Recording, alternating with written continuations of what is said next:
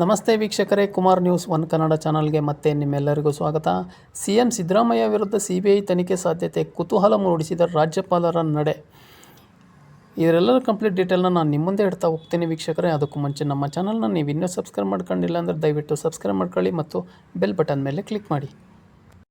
ಮೂಡಾ ನಿವೇಶನ ಹಂಚಿಕೆ ಹಗರಣದಲ್ಲಿ ಮುಖ್ಯಮಂತ್ರಿ ಸಿದ್ದರಾಮಯ್ಯ ಅವರ ವಿರುದ್ಧ ಪ್ರಾಸಿಕ್ಯೂಷನ್ಗೆ ಅನುಮತಿ ಕೋರಿ ಟಿ.ಜೆ. ಅಬ್ರಾಮ್ ಸಲ್ಲಿಸಿದ್ದ ಮನವಿ ಸಂಬಂಧ ರಾಜ್ಯಪಾಲ ಥಾವರ್ಚಂದ್ ಗೆಹ್ಲೋಟ್ ಅವರು ಇನ್ನೂ ಕ್ರಮ ಕೈಗೊಂಡಿಲ್ಲ. ಈ ನಡುವೆಯಲ್ಲಿ ಪ್ರಕರಣವನ್ನು ಕೇಂದ್ರೀಯ ತನಿಖಾ ದಳಕ್ಕೆ ಸಿಬಿಐ ತನಿಖೆಗೆ ವಹಿಸುವ ಕುರಿತು ಚಿಂತನೆ ನಡೆಸಿದ್ದಾರೆಂಬ ಊಹಾಪೋಹಗಳಿಗೆ ಶುರುವಾಗಿದೆ. ಜುಲೈ 26ರಂದು ಅಬ್ರಾಮ್ ಸಲ್ಲಿಸಿದ್ದ ಮನವಿಗೆ ಪ್ರತಿಕ್ರಿಯಿಸಿದ ರಾಜ್ಯಪಾಲರು ಅದೇ ದಿನ ಸಿಎಂಗೆ ಶೋಕಾಸ್ ನೋಟಿಸನ್ನು ಜಾರಿ ಮಾಡಿದ್ದರು. ಇದರ ಬೆನ್ನಲ್ಲೇ ಆಗಸ್ಟ್ 1ರಂದು ಸಿದ್ದರಾಮಯ್ಯ ಅವರ ಅನುಪಸ್ಥಿತಿಯಲ್ಲಿ ನಡೆದಂಥ ಸಚಿವ ಸಂಪುಟವು ನೋಟಿಸ್ಗೆ ವಾಪಸ್ ಪಡೆಯಲು ನಿರ್ಣಯ ಕೈಗೊಂಡಿದ್ದು ರಾಜ್ಯಪಾಲರಿಗೆ ಕಳಿಸಿತ್ತು. ಅಲ್ಲದೆ ಅರ್ಜಿಯನ್ನು ತಿರಸ್ಕರಿಸುವಂತೆಯೂ ಆಗ್ರಹಿಸಿತ್ತು. ಇದೀಗ ರಾಜ್ಯಪಾಲರು ಪ್ರಾಸಿಕ್ಯೂಷನ್ಗೆ ಅನುಮತಿ ನೀಡುತ್ತಾರೆಯೇ ಅಥವಾ ಪ್ರಕರಣವನ್ನು ಸಿಬಿಐಗೆ ವಹಿಸುತ್ತಾರೆಯೇ ಎಂಬುದು ಕುತೂಹಲ ಅಂಶಗಳು ಸಹ ಇಲ್ಲಿ ಮೂಡಿಬರ್ತವೆ. ಈ ನಡುವೆ ರಾಜಭವನ ಮತ್ತು ರಾಜ್ಯ ಸರ್ಕಾರದ ನಡುವೆ ಯಾವುದೇ ಘರ್ಷಣೆಯಾಗದಂತೆ ನೋಡಿಕೊಳ್ಳಲು ರಾಜ್ಯಪಾಲ ಗೆಹ್ಲೋಟ್ ಅವರು ಸಹ ಕಾನೂನು ಹೋರಾಟದ ಸಲಹೆಗಳನ್ನು ಅಭಿಪ್ರಾಯಗಳನ್ನು ತೆಗೆದುಕೊಂಡಿದ್ದಾರೆ ಅಂತ ಒಂದು ಉನ್ನತ ಮೂಲಗಳಿಂದ ತಿಳಿದು ಬರ್ತಾಯಿದೆ. ಈ ಬೆಳವಣಿಗೆಯ ಸಂಬಂಧ ಕುರಿತು ಪ್ರತಿಕ್ರಿಯೆ ನೀಡಿರುವ ಕಾನೂನು ಮತ್ತು ಸಂಸದೀಯ ವ್ಯವಹಾರಗಳ ಸಚಿವ ಎಚ್.ಕೆ. ಪಾಟೀಲ್ ಅವರು ರಾಜ್ಯಪಾಲರು ಪ್ರಾಸಿಕ್ಯೂಷನ್ಗೆ ಅನುಮತಿ ನೀಡುವುದಿಲ್ಲ ಎಂಬ ವಿಶ್ವಾಸವಿದೆ ಎಂದು ಹೇಳಿದ್ದಾರೆ. ಸಚಿವರ ಸಲಹೆಯನ್ನು ನೀಡಿದಾಗ ರಾಜ್ಯಪಾಲರು ಇದಕ್ಕೆ ಅನುಗುಣವಾಗಿರುತ್ತಾರೆ ಎಂಬ ಭರವಸೆ ನನಗಿದೆ. ಏಕೆಂದರೆ ರಾಜಭವನ ರಾಜಕೀಯ ಆಟವಾಡುವ ಸ್ಥಳವಲ್ಲ. ಆದರೆ ಬಿಜೆಪಿಯ ಈ ಪ್ರಯತ್ನವನ್ನು ಮಾಡುತ್ತಿದೆ. ಇದು ನಿಜಕ್ಕೂ ದುರದೃಷ್ಟಕರ ಸಂಗತಿ. 163ನೇ ವಿಧಿಯು ರಾಜ್ಯಪಾಲರು ತಮ್ಮ ವಿವೇಚನೆಯನ್ನು ಬಳಸಬಹುದು ಎಂದು ಹೇಳುತ್ತದೆ. ಆದರೆ ಅದನ್ನು ಬಿಜೆಪಿಗೆ ಅನುಕೂಲವಾಗುವ ರೀತಿಯಲ್ಲಿ ಬಳಸುವಂತಿಲ್ಲ. ರಾಜ್ಯಪಾಲರು ಮಂತ್ರಿಮಂಡಲದ ನೆರವನ್ನು ಮತ್ತು ಸಲಹೆಯನ್ನು ಮೀರಿ ಹೋಗಬಾರದು ಎಂದು ಈ ಮೂಲಕ ಅವರು ತಿಳಿಸಿದ್ದಾರೆ. ಶೋಕಾಸ್ ನೋಟಿಸ್ ನೀಡದೆ ಪ್ರಾಸಿಕ್ಯೂಷನ್ಗೆ ಅನುಮತಿ ನೀಡುವ ಅಧಿಕಾರ ರಾಜ್ಯಪಾಲರಿಗಿತ್ತು. ಆದರೆ ಅವರು ನೋಟಿಸ್ ನೀಡಿರುವುದರಿಂದ ಮುಖ್ಯಮಂತ್ರಿಗಳಿಗೆ ವರವಾಗಿ ಪರಿಣಮಿಸಿದೆ. ಈ ನಡುವೆ ಪ್ರಕರಣವನ್ನು ಸಿಬಿಐಗೆ ವಹಿಸುವ ಆಲೋಚನೆಯೂ ಕೂಡ ರಾಜ್ಯಪಾಲರಿಗೆ ಇರಬಹುದು ಎಂದು ತಜ್ಞರೊಂದಿಗೆ ಅಭಿಪ್ರಾಯಪಟ್ಟಿದ್ದಾರೆ ಅಂತಲೂ ಸಹ ತಿಳಿದು ಬರ್ತಾ ಇದೆ. ಜುಲೈ 25ರಂದು ರಾಜ್ಯಪಾಲರನ್ನು ಭೇಟಿ ಮಾಡಿದ್ದ ಬಿಜೆಪಿ ಜೆಡಿಎಸ್ ನಿಯೋಗ ಮೂಡಾ ಹಗರಣವನ್ನು ಸಿಬಿಐ ತನಿಖೆಗೆ ವಹಿಸುವಂತೆ ಒತ್ತಾಯಿಸಿತ್ತು.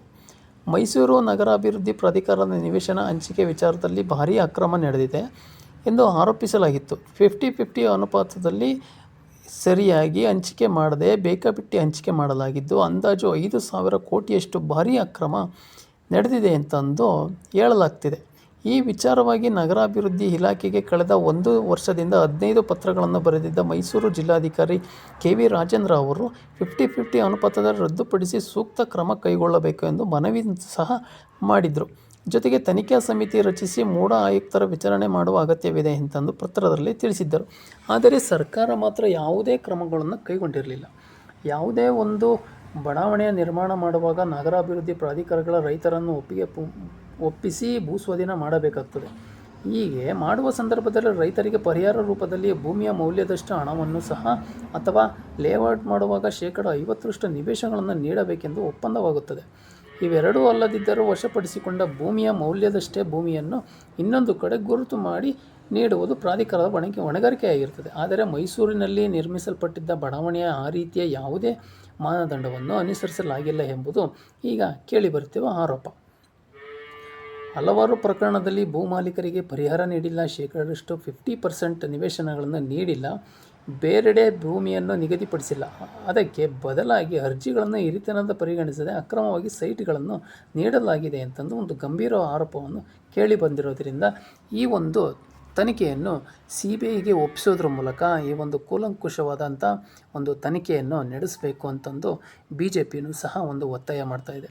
ಆದರೆ ರಾಜ್ಯಪಾಲರು ಸಹ ಈ ಒಂದು ಅಚ್ಚರಿಯ ನಡೆ ಅಂತಲೂ ಹೇಳಲಾಗ್ತದೆ. ಈ ಒಂದು ಅಚ್ಚರಿಯ ನಡೆ ಅನ್ನೋದು ಕೆಲವು ಮುಖಾಂತರ ಒಂದು ಜಾಣ್ಮೆಯ ಒಂದು ಕಾನೂನಿನ ರೀತಿಯ ಒಂದು ಹೆಜ್ಜೆಯನ್ನು ಇಡ್ತಾ ಇದ್ದಾರೆ ರಾಜ್ಯಪಾಲರು ಅಂತೆಲ್ಲ ಒಂದು ಹೇಳಲಾಗ್ತಾ ಇದೆ. ಈ ಎಲ್ಲದರ ನಡುವೆ ಈ ಒಂದು ಪ್ರಕರಣ ಯಾವ ಹಂತಕ್ಕೆ ತಲುಪುತ್ತೆ ಅನ್ನೋದನ್ನು ನಾವೆಲ್ಲರೂ ಕಾದು ನೋಡಬೇಕಾಗಿದೆ. ವೀಕ್ಷಕರೇ, ನಿಮ್ಮ ಅನಿಸಿಕೆ ಅಭಿಪ್ರಾಯಗಳನ್ನು ಕಮೆಂಟ್ ಮೂಲಕ ತಿಳಿಸಿ ಅಂತ ಹೇಳ್ತಾ ಮತ್ತೆ ಮುಂದಿನ ವೀಡಿಯೋದಲ್ಲಿ ಸಿಗೋಣ. ಅಲ್ಲಿವರೆಗೂ ನಮಸ್ಕಾರ. ನಮ್ಮ ಚಾನಲ್ನ ನೀವು ಇನ್ನೂ ಸಬ್ಸ್ಕ್ರೈಬ್ ಮಾಡಿಲ್ಲ ಅಂದರೆ ದಯವಿಟ್ಟು ಸಬ್ಸ್ಕ್ರೈಬ್ ಮಾಡ್ಕೊಳ್ಳಿ ಮತ್ತು ಬೆಲ್ ಬಟನ್ ಮೇಲೆ ಕ್ಲಿಕ್ ಮಾಡಿ.